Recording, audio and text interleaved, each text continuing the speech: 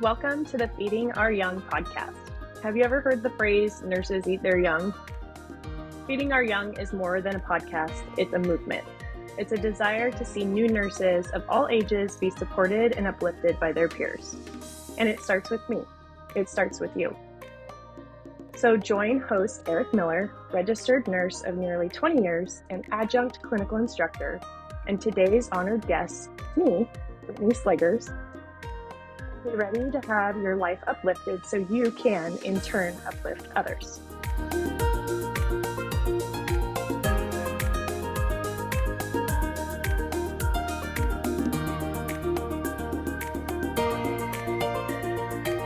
Welcome to the Feeding Our Young podcast.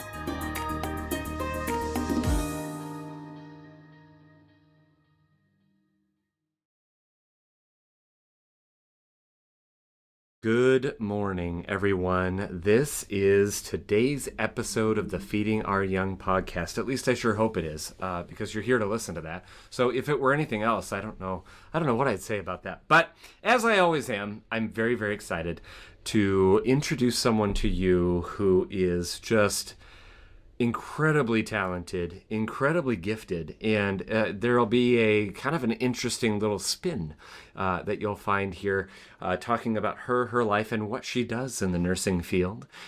Because yes, ladies and gentlemen, I know it's hard to believe, but she is a nurse. This is the one and only Brittany Slegers. Brittany, how the heck are you this morning? I am doing well. How about you? I'm doing good.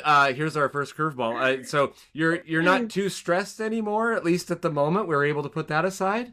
I'm doing better. My hands aren't shaking as much from me running around everywhere. But yes, I'm doing better. She's had a bit of a morning, everybody. And so, Yes. but here we are. We just come into the ever relaxing and not crazy Feeding Our Young studio where we can just kick our feet back and talk all things nursing. So, Brittany, without further ado, I am kind of curious. You were in the middle of doing something. I had texted you and said, hey, if you want to go early, like I'm available, no pressure, whatever. And then you wrote back, what were you doing at that time? Oh my goodness. I was looking into a schedule swap for a student. Oh, so Yeah. that must mean you're one of the educators, many educators that we've had on this show. Would that be correct? Well, yes and no. Kind So of, maybe. there's your tease, everybody. We're going to find out what it is that Brittany does with her licensure. But speaking of licensure, go ahead and introduce yourself. What degrees do you hold? When did you get them? Where did you get them from? Yes, so I am Brittany Slegers. I have been a nurse since I successfully passed the NCLEX on my first try in 2012. Woo! Yes, oh my gosh. I went to Boise State University for my undergrad. That's where I originally hail from.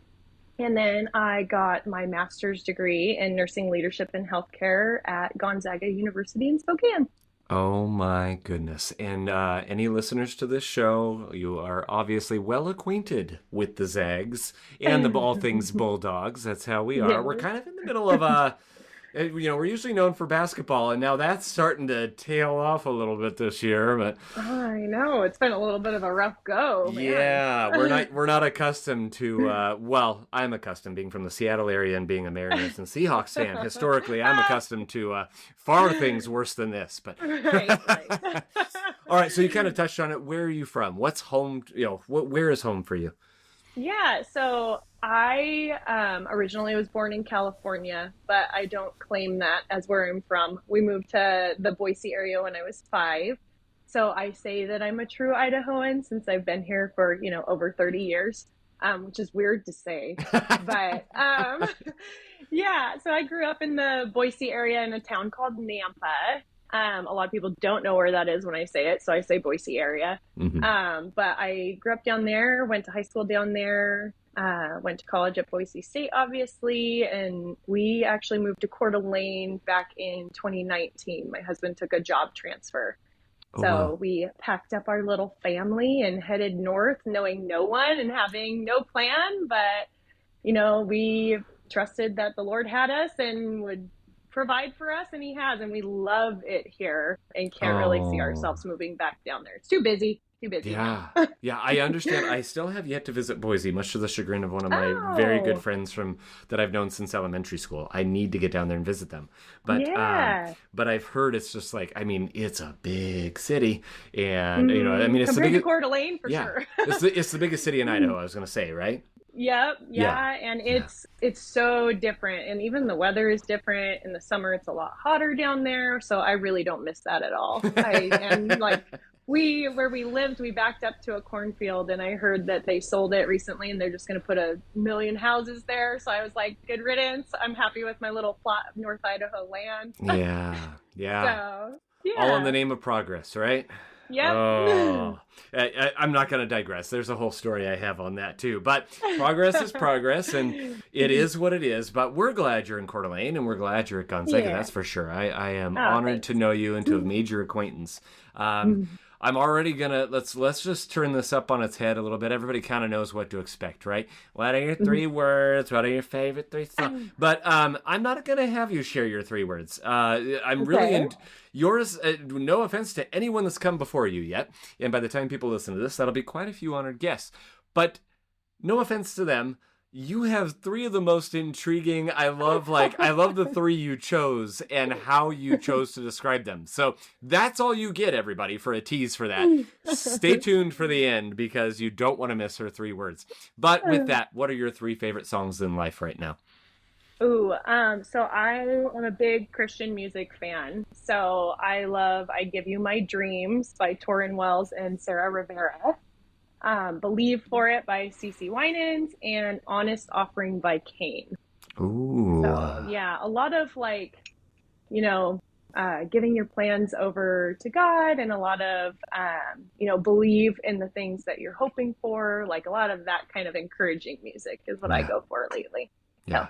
It's weird. It's almost like people need encouragement lately. I don't understand. I know, Uh, huh? Anyway, we're going to leave that one there as well. I mean, I don't know. I feel like that's been the case. I mean, even pre-COVID, obviously, everybody needs encouragement. But ever since COVID, like, man, life is just, it's tough. It's tougher for some than others, but it's tough for everybody. And Yeah. I don't know if we can offer a little bright spot here. Brittany's a little bright spot. Listen to what she has to say. You're going to come away encouraged by the things she has to say. So that was my segue into a very non-spiritual new intro question, which is a very odd, disjointed way to put these 2 things together. But in these last few episodes, we have come up with our not yet patented Feeding Our Young personality quiz. Brittany, I have obtained your permission to give this quiz sight unseen, correct? Yes, you have. I'm nervous. This is the only thing that is going to be any sort of pressure whatsoever. So, rapid fire, 5 would you rather questions or either or questions. And your answers, no pressure, but your answers to these 5 questions will tell us exactly what type of person you are. Oh, Are boy. you ready? Okay. I think so. Okay. And you can give rationale. You don't have to give rationale. This is just boom, boom, boom. Would you rather instantly learn a new language or an instrument? Language. Okay. You have a time machine. Do you go back in time or do you go see the future? Oh, I don't want to know the future. I'll go back in time. There's a lot of mistakes that I could fix from middle school that I can think of off the top of my head. So I'm for sure going back in time. Oh, I like that. Hold on. I got to write that down. With my time machine. Okay, question number 3. Not so rapid fire. Is Wham's song Last Christmas actually a Christmas song? Oh my gosh. My kids, my girls love that song. As they should. Stand it. Oh my gosh. We have an Alexa, so it's constantly, Alexa, play this song. And I was like, no, Alexa, no more of that song. But is it a Christmas song, liked or not? I'm going to say yes, because it's always on at Christmas time in my house. All right. And unfortunately, we have to end our interview here. I respect you as a person, but at this point, you've just disrespected the great George Michael. So sorry. No. It was a family tradition. I don't think I've talked about it on this before, but around middle school is when I started counting how many times I'd hear Last Christmas on the radio. Oh my gosh. Because this is the reason for this question, everybody. This is why it's part of the personality test. Because it was because I genuinely didn't believe it was a Christmas song. He's talking about, you know what I mean, this breakup and this, but there's this debate, right? Like people are like, is it really a Christmas song though? But it was also like, for me at that age, even still, a commentary on how overplayed Christmas music is. And and you just hear it over and over. So as my kids got older, into my age, about that age, they took it up. They're like, Dad, I heard it today. And I was like, well, I have to hear it, so it doesn't count. Anyway, we kind of, over the years, it progressed to this thing where the family could contribute. And they would record a little snippet to prove that they had heard it. And so, long story short, the most we got was 2023, where everybody was listening. And like my son, who doesn't care about these things, he had the radio on all the time. 98.1 is the local Christmas station during Christmas time. He's like, Dad, I heard it again. And so we're like piling, if people heard the same one, it only counted as one. But we heard it 149 times. Oh and 149 since it was like they started playing about early November that year. And so sure enough, we were waiting. We stayed up on Christmas till midnight, because never mind the true meaning of Christmas, the Millers were hoping to catch 150. Oh, funny. I cannot joke. This is no joke. I don't even know if any of this is making the episode. We're way off the trail here. Oh my god. 11:55 p.m. Guess what song plays? No way. Last Christmas. But not by Wham! And it had to be by Wham to count. It was the most insulting thing ever. We turned the radio off and I was like, go to bed, kids. Good night. So it was fun. I don't know if I've ever heard that song not by Wham. Oh, so that is Brittany, intriguing. that is a great thing. If you don't like it already from the original, they're about, and in fact, in 23 was the first year Backstreet Boys did their own cover of it. And it's Glee has a cover of it. Anyway. Oh, no. All right, so definitely slow fire. You've answered 3 questions. The other 2, would you rather have the ability to fly or breathe underwater? Ooh, breathe underwater. Of course. And then, are you team pie or team cake? Ooh, I used to be team cake when I was a kid, but I love pie, specifically Birdie's pies. And they have one in Spokane now, and oh my gosh, they're the best. The chocolate cream, there's your plug for Birdie's Pies. You might get a sponsorship now. You're welcome. There it is. Hey, Birdies. If you're hearing this, anyone from Birdies, please hit us up. Let's work together, shall we? On that note, and I don't know that anybody's going to hear that in the background thanks to our wonderful editing software, but I hear a member of your family barking up a little bit out there. Who might that be? Goodness. That is Birdie, one of our 7-month-old puppies, border collie puppies we have. We call her Yappy. We can't tell why. She can hear me in here, and she's like, why am I not in there too? Like, why are you not giving me attention? So she's one of 2. We have her brother is Divot, and we got them back in August. They're so sweet. We absolutely love them. And so what kind of dogs are they? They're border collies. Border collies. Oh. Yes, they're so fun. They're so busy. We might have to get a picture of you with a Birdie or somebody by the time we're done here, and we'll put that on the little promo thing, too. I think I can do that for sure. Yes. Yeah, awesome. We affectionately call her Yappy. Well, and again, maybe nobody hears her and they're like, well, okay, this is weird. But you might hear her in the background. We hear her plainly enough, and she is adorable. So I absolutely love it. I love it. And if it helps, bring her in the studio. Let's have her talk. It'll be great. She'll have things to say about nursing. I love it. Why does my mom have to leave every day? What is going on? Yeah, exactly. Well, this was a beautiful segue right into your family. So we've talked about your furry family, who also seem to have a theme amongst their names. Yeah, but what do you want to Divot? What do you want to share about your family? Yeah, so I am married to my high school sweetheart. We've actually known each other since we were 12. We met in middle school when he came to my school. And it took him until our sophomore year to finally ask me out, but gentlemen are a bit slow. They are a bit slow. I waited for this guy. Let me tell you, I had a crush on him since 7th grade. So it took forever, but yeah, we've been together. Let's see here. We got married in 2010. So this year will be our 15-year anniversary. Oh, congratulations. Thank you. We have three wonderful kids. They keep us very busy. My oldest, Brecken, he's 11. Marina is 8, going on 16. And Vivi is 6, going on 16. So, yeah, so we're a busy household. I mean, we've got something every night of the week between sports and dance and life group and my husband's virtual golf league that he does. So A virtual golf league? Yes. It's new this year. Interesting. Yes. He's trying to find a way to still play golf in the North Idaho winter time. So smart. Yeah. Smart. Yeah. If you're into that sort of thing, I mean. Awesome. Anything about your extended family? Do you have any healthcare workers in your family at all? Actually, I am like kind of first generation healthcare. I will say my great grandmother was actually a nurse in the Army. And I actually didn't even know that until I think I applied and got into nursing school. And then my grandma just happened to be like, oh, hey, like, did you know that Grandma Collins was a nurse in the Army? And I was like, no, I did not. So I've never really heard much about it, but I am the current only healthcare worker in the family for multiple generations. And I'm like the go-to person that people text and ask questions to. That is my family job.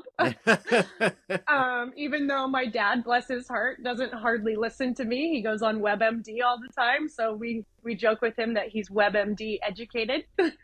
Dr. Google. So, yep, exactly. So. Oh, excuse me, cousin Brittany, I've got this rash on the inside of my elbow. Yeah. What do you think this is?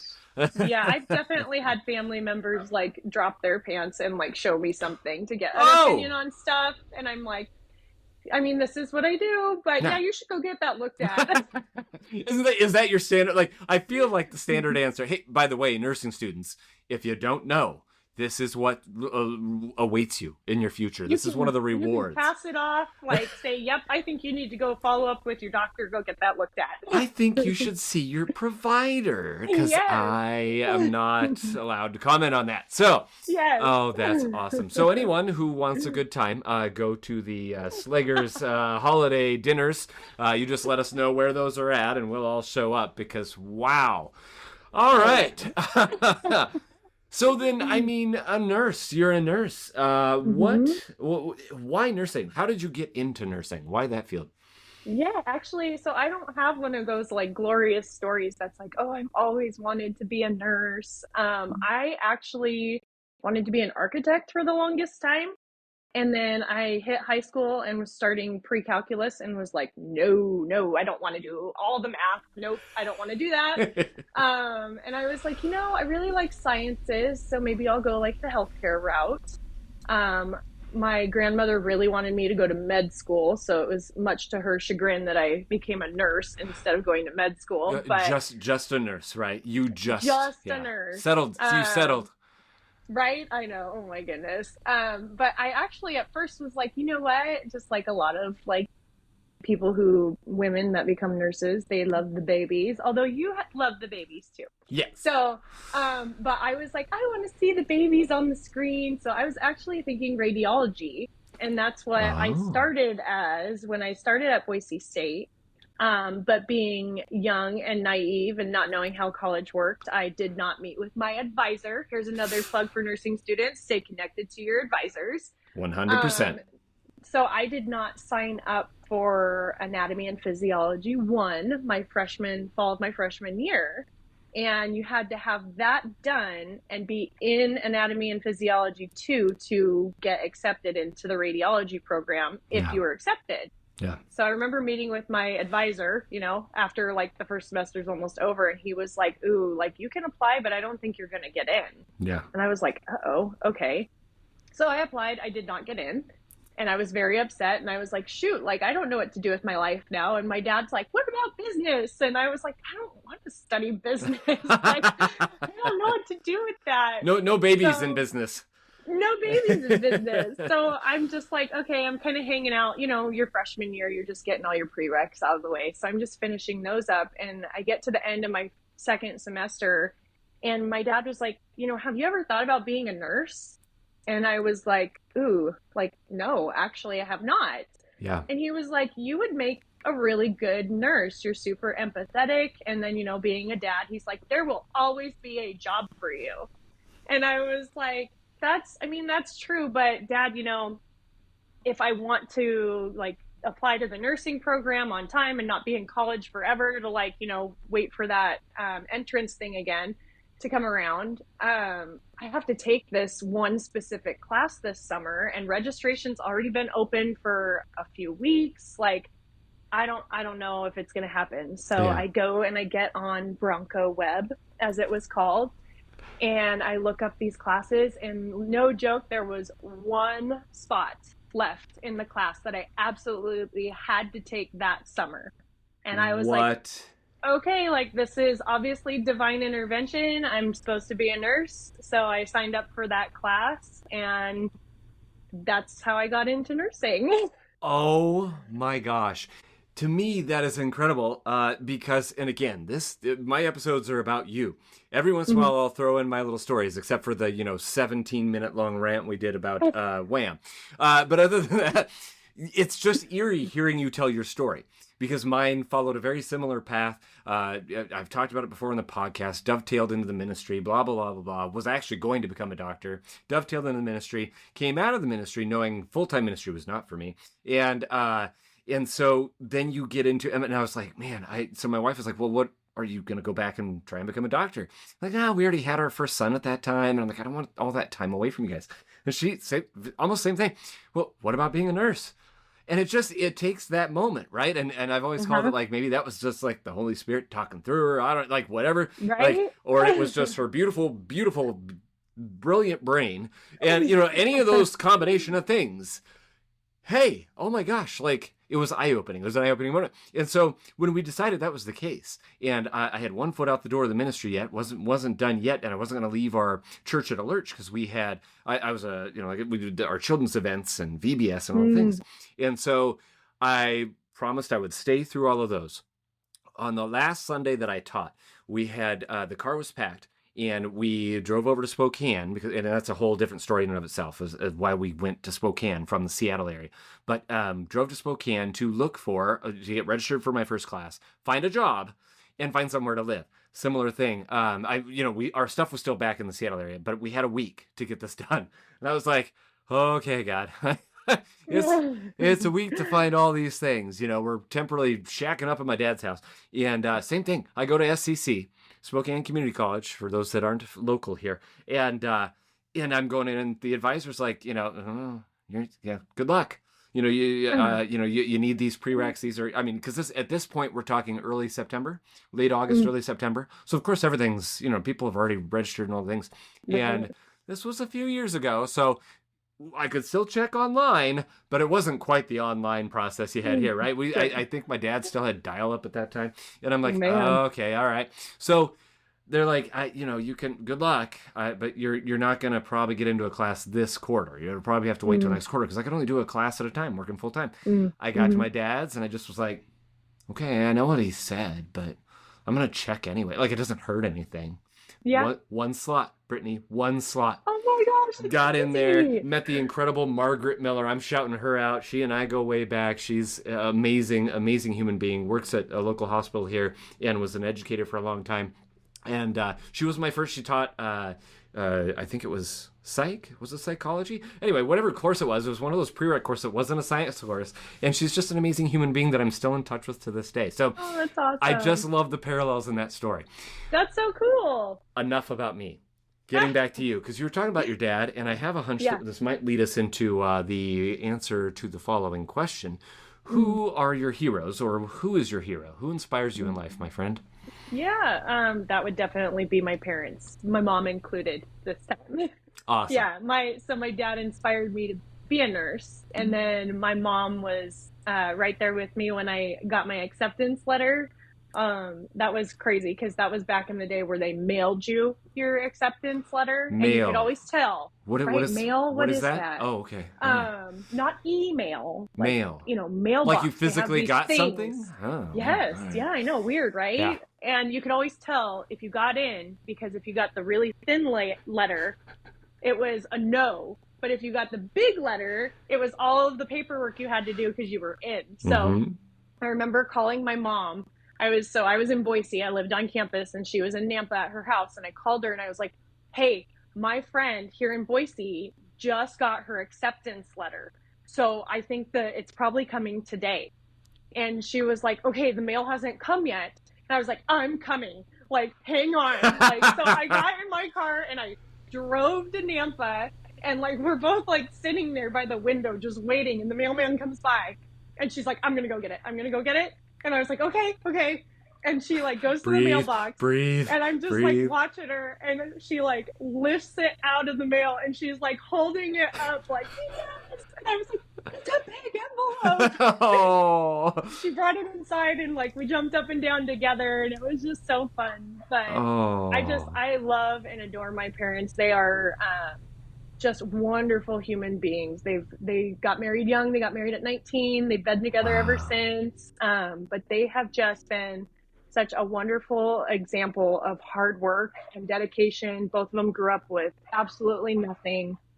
But they forged their own path. They have been such an example to me for a work ethic, in my faith, just totally relying on God and just trusting that he would provide. And they're amazing grandparents too. They just love and adore my kids, and they put up with so much, especially when we go visit them. They followed us up here to Coeur d'Alene, but they're snowbirds now. So they're half-time here, half-time at a residence they bought in California. Oh, which wow. They live in La Quinta. It's about 45 minutes from Palm Springs, and it's one of my favorite places to go.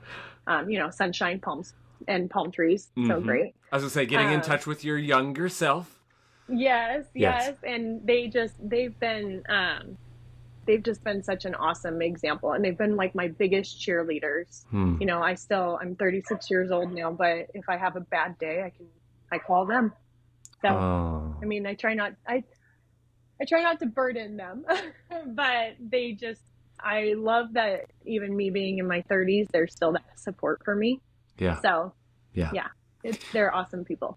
Oh, well, let me, and at the risk of sounding like I'm taking it to a darker place, and I don't intend that, but a question that comes to my mind: nursing student who's listening now and is like, man, I wish I had that. You know what I mean? I'm not close to my parents, or my parents died years ago, or whatever the case may be. Yeah. What would you say to them?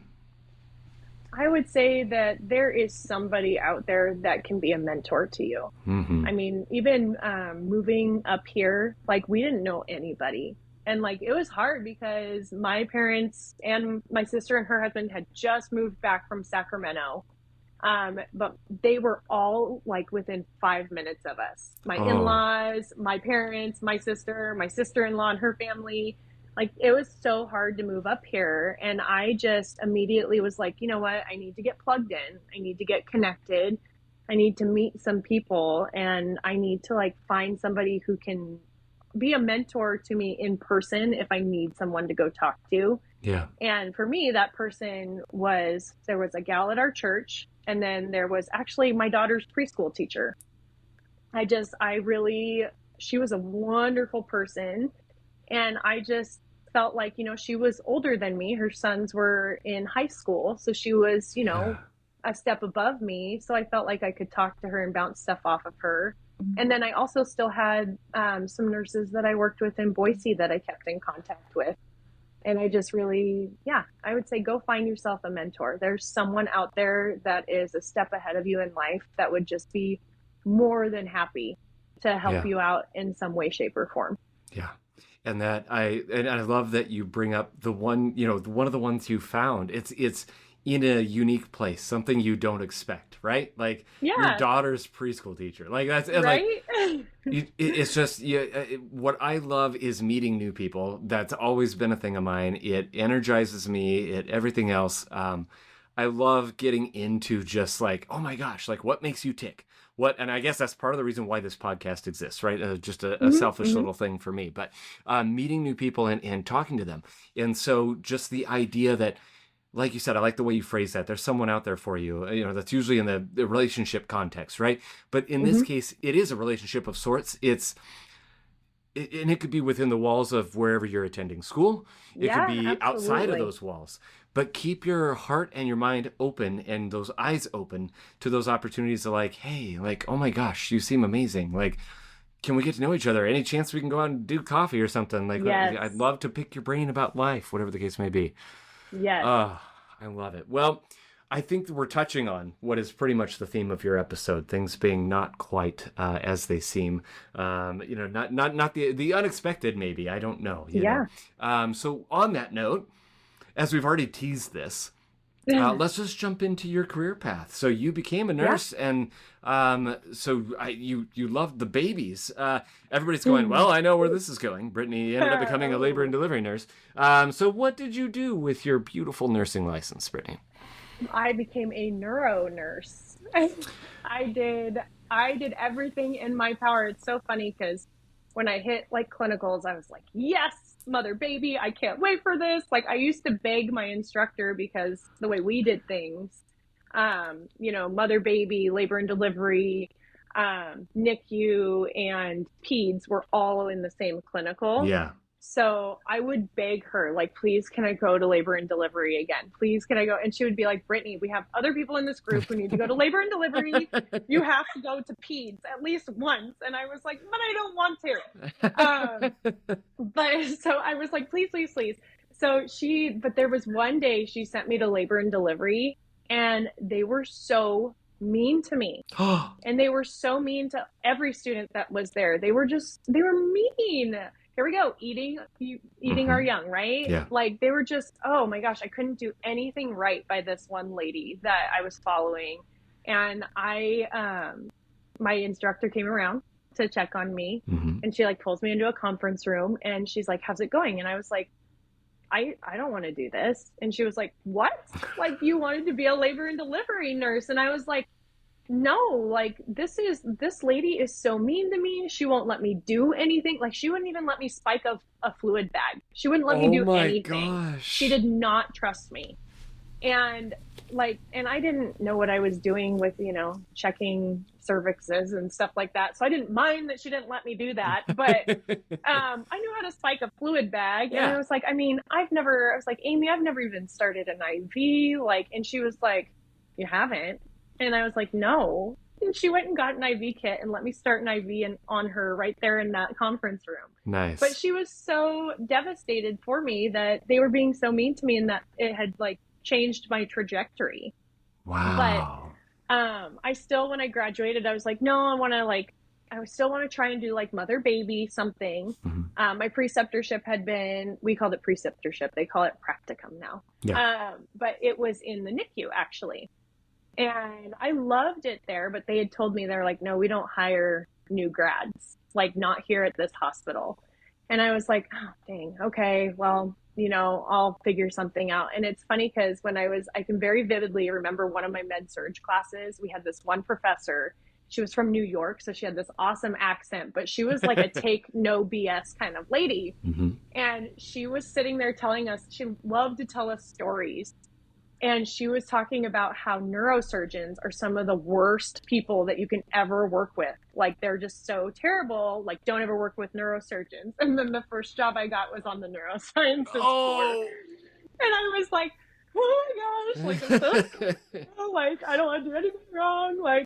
They have what we affectionately called a God complex. But, as my dad says, and I agree with him, if they're going to be fiddling around with your brain, I want them to have that complex. I want them to be uber confident. 100%. I don't care if your bed manner sucks but you're going to save me or my son or my children. Yes. You know what I mean? My wife's life digging into my brain matter. Oh yeah, please go right ahead. Yes. And that was so very much the case. I remember I got pulled in by one neurosurgeon one time at 7 a.m. I had literally just started my shift. And he pulls me into a patient's room. And I was like, he's like, are you his nurse? Can you come here? And I was like, oh yeah, sure. I literally just got done with report. Yeah. And I go in there and he's like, can you tell me why he hasn't pooped yet? And I was like, I I don't know. I just got here. And he was like, yeah, he needs to go home today and he can't go home until he poops. Like, why haven't you given him something yet? And I was like, I just got here, man. Like, I will go get it right now. Like, I'll go get it. But that's the kind of people you started. Because I was laying in bed for the last 6-7 hours and driving here, couldn't stick anything in his rectum. Sorry. Gosh. Oh. That was how neurosurgeons were. So I ended up on the neuro floor. And you know what? I was really upset at first. I was like, I didn't get my mother baby job. Like, all these people in my class got mother baby jobs. And I was like, gosh dang, like, what am I supposed to do on neuro? Like, these people are terrifying and these other people are like, have all these issues. But it ended up being one of the best things for me. I remember meeting someone and they were like, oh my gosh, like, once you do neuro, you can do anything. Yeah. And I really felt that way after my time there. I felt pretty like strong in my med surge skills because we would get med surge overflow. In addition to like our strokes and our spinal surgeries and our brain surgeries and all that kind of stuff. And then we'd get some detoxers too. So I knew fairly well how to deal with them. We did have one pregnant person once on our floor, which was super strange. I don't remember why she was there, but we were all kind of like, we don't know what to do with you. We'll call the baby doctor to come and check on you, but we don't really know what to do with you. Oh my gosh. So you say that built your confidence. How long did that take? How long were you a neuro nurse? I was a neuro nurse for about 3.5 years. I felt pretty confident in my capabilities, but in those 3.5 years, I had my son. And then I went down to part-time. And then I got pregnant with my middle daughter. And we had a patient on the floor who had been there forever. And he couldn't find placement. We couldn't find placement for him. Yeah. And he was just completely out of it. I don't even really remember why he was there, but he had attacked a few of our nurses. And I just remember being like, okay, like, I got a baby in my tummy now. Like, I can't have this happen. And one of the gals that I worked weekends with, she actually transferred down to, we called it the surgical prep and recovery department. I call it the best kept secret in the hospital. Because I didn't know, one, that it existed, and two, it was such a cush job. So she got a hold of me. She's like, hey, my mom works down here. She was a nurse as well. She's like, she is retiring and her job is open. I think you should apply for it. So I remember I showed up, I was like ready for like an interview. Like I had squeezed into my like interview clothes. I was pregnant. And I remember being like, oh, like, yeah, I can come in, but I have to find childcare. And the lady was like, oh no, just bring him. And I was like, he's like almost 2. You don't want me to bring him? And she was like, no, just bring him. And I was like, okay. So I brought him, and my friend Lisa like kind of watched him a little bit in the nursing area, but like, I brought her my resume and she's like, oh no, you already got the job. Like, and I was like, oh, this is the coolest interview I've ever been a part of. The formality of it all. We're like, well, we're just doing paperwork here now. This is what's going on.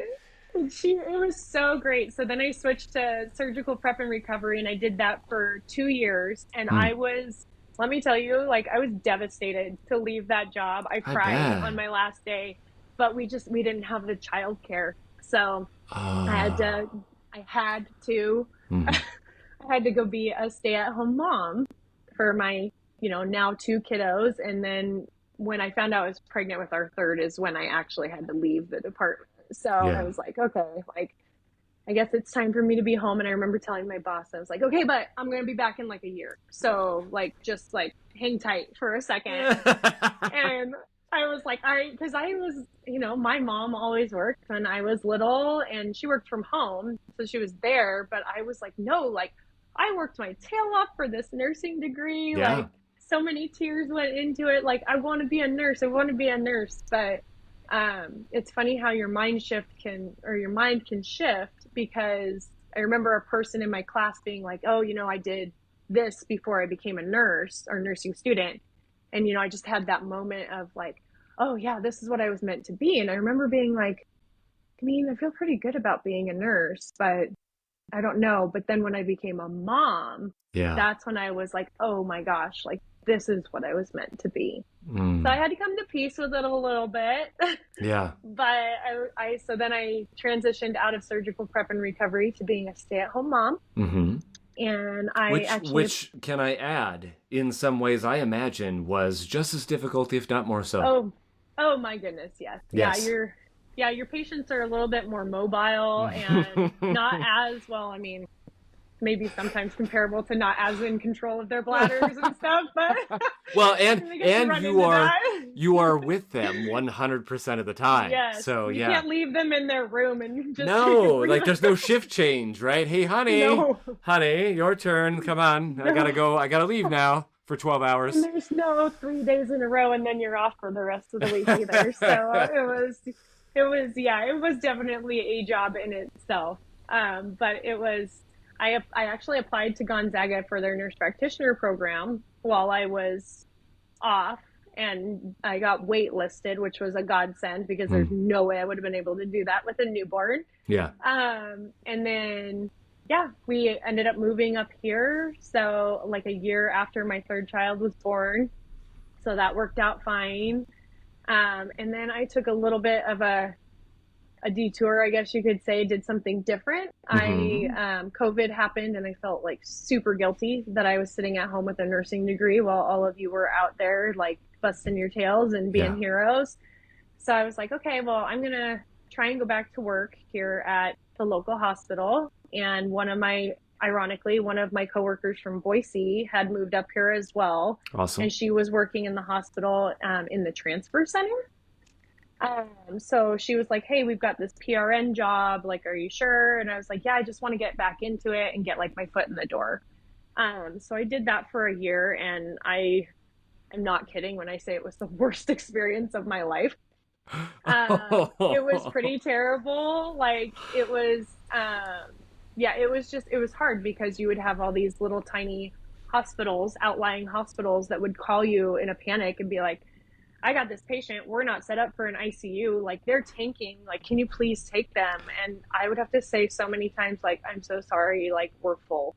Like I'll put you on a wait list, and you could just hear the panic in these doctors' voices, like this person's not gonna make it. And we were like, we have no beds. No beds. So try calling this hospital, and they're like, we've already tried. And it was not good for my mental health. I mean, I think I'm way too empathetic to do that job. Yeah. And I remember talking to my director, and she was like, you just have to know at the end of the day that you did all you could, and like, they'll find something. And I was like, no, I don't have that feeling at all. I feel like I did nothing. Yeah. And like, I'm like trying to figure out, like, is there a room we can clean out and get this person in here? Like, it was terrible. It was hard on my mental health. So, and you have to know that, like, you have to, right? Like she's saying, well, you just have to know they land somewhere. You're like, no, this is not how I'm ending my day. Like, that's not where my heart goes with this. So on that extremely encouraging note, in this extremely high point in your career, let's pivot for a second, if you don't mind. I'm looking at the clock. Can we turn you into a little 2-part episode here? Oh, you still got plenty to share. We're still going to be well done before the time you've booked. Are you okay if we just bookend this here and start episode number 2? Absolutely. Ladies and gentlemen, the flexible Brittany Slegers. All right, so thank you. Make the jump with us. You don't want to miss this, because I promise it gets better from here. We're not going to leave Brittany in the depths of despair. We're going to find out where she ended up, because as a little teaser, Brittany, you must have gone back inpatient then. You're in a hospital, right? No. What? I'm not. All right. Let's find out where she's at, everybody. We'll see you on the flip side.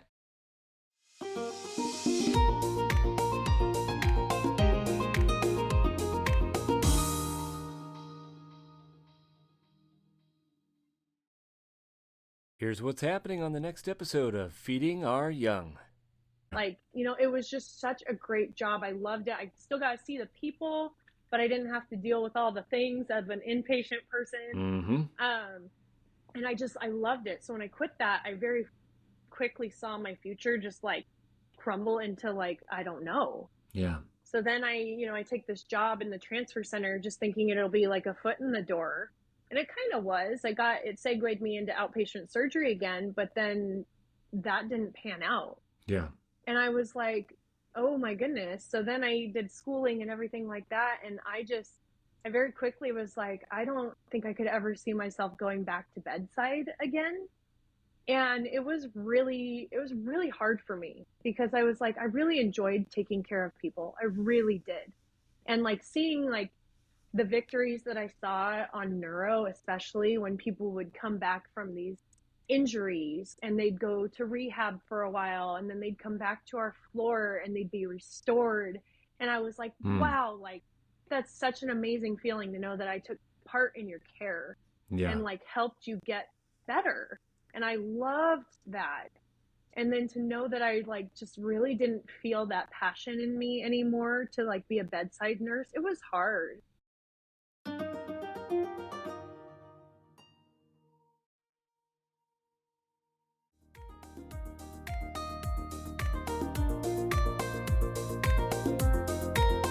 Did you like today's episode of Feeding Our Young? Let today's honored guests know by emailing us at thanks@feedingouryoung.org.